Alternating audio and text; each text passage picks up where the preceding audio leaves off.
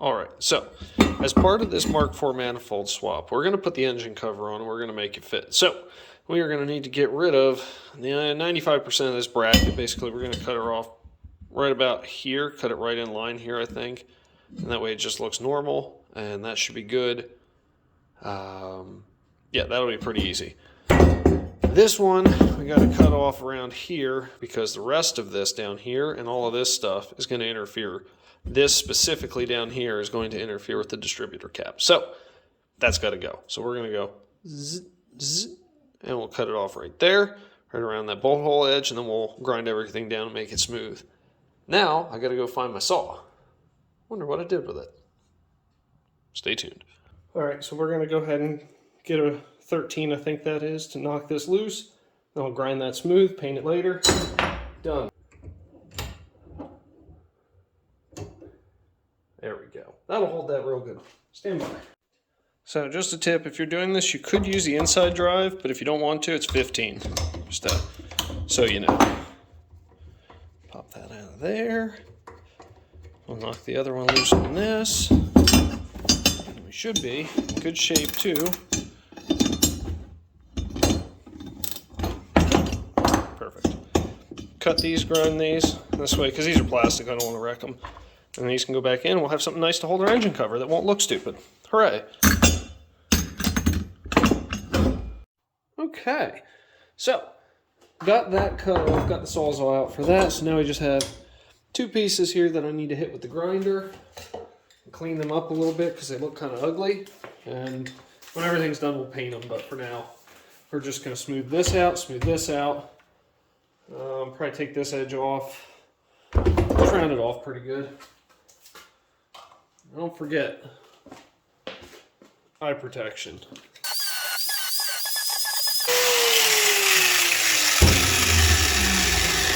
I really enjoy having this bunker to work in. All I gotta worry about is doing a nice job. So, on to the next one.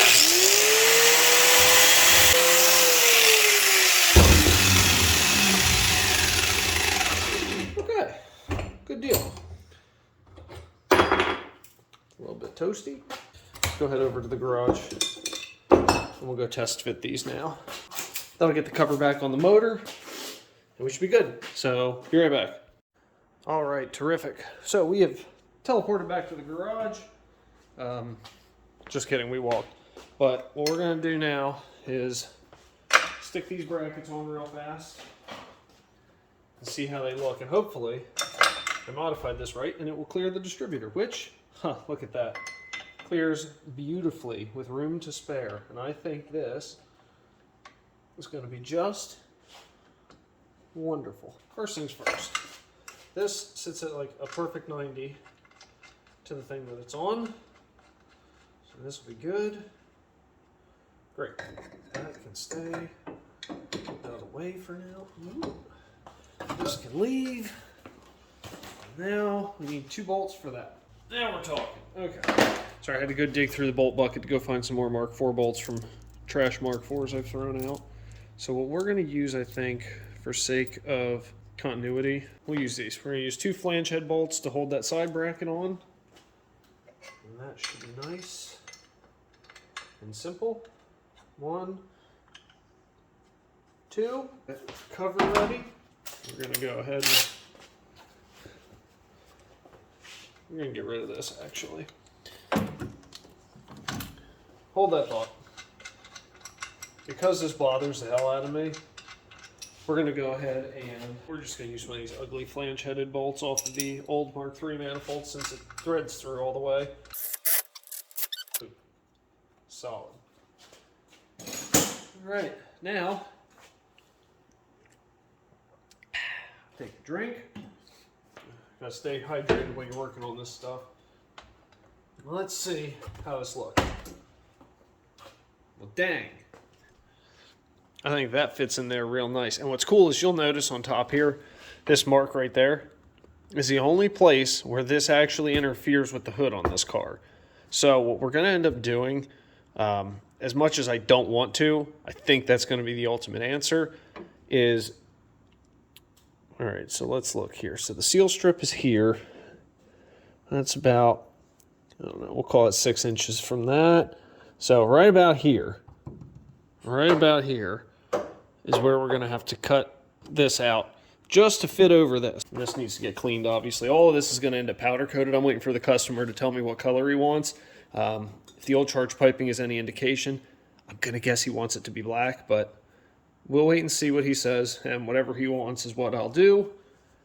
But if you'll notice, the oil feed line now goes underneath, well, through and under the plenum. So what I'm gonna end up doing is take heater hose or vacuum hose or fuel line, I haven't decided yet, but something that's probably about 1/4 inch inner diameter, 3/16 inner diameter, maybe a little bigger, and slice it down the middle, wrap it around here and fasten it in place so that way this doesn't rub through or chafe on anything, which will be good. We don't want that.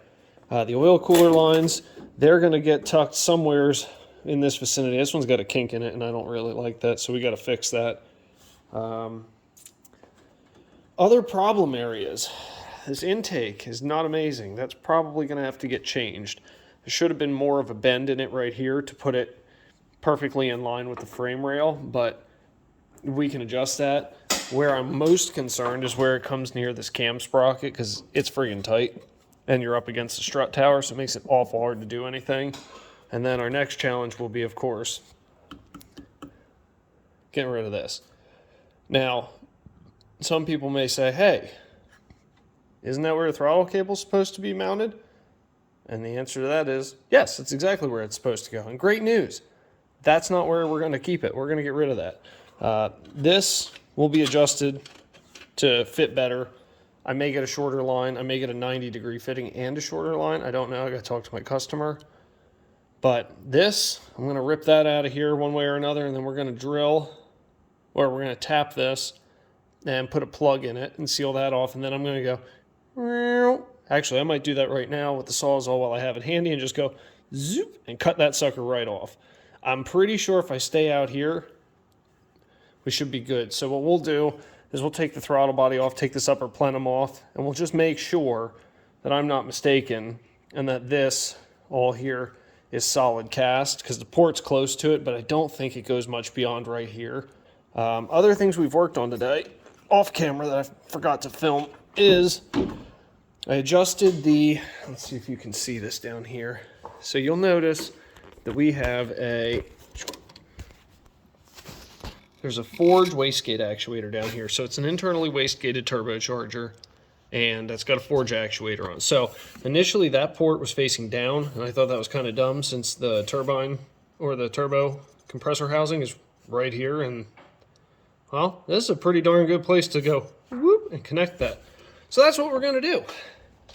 Other than that, the fuel pressure regulator has a straight shot to this one little nipple here on the manifold, so that will be good. All right, now the heater shut off, and I think the water pump's done running for a minute.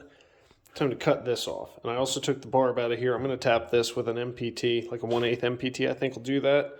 And effectively, I'm just going to plug it. I'll find other places for vacuum. I got a big vacuum port here if I need it, which I may pull this out and plug that. But it's okay. We have the whole underside of this manifold that I can tap if I really need it. So while it's quiet, let's make some noise. Try and cut this thing off carefully.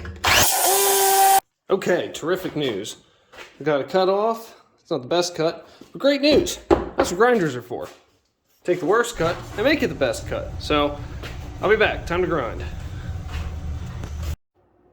Voila. Mk4 intake. Boy, does that look better. That looks a lot better. So there we are.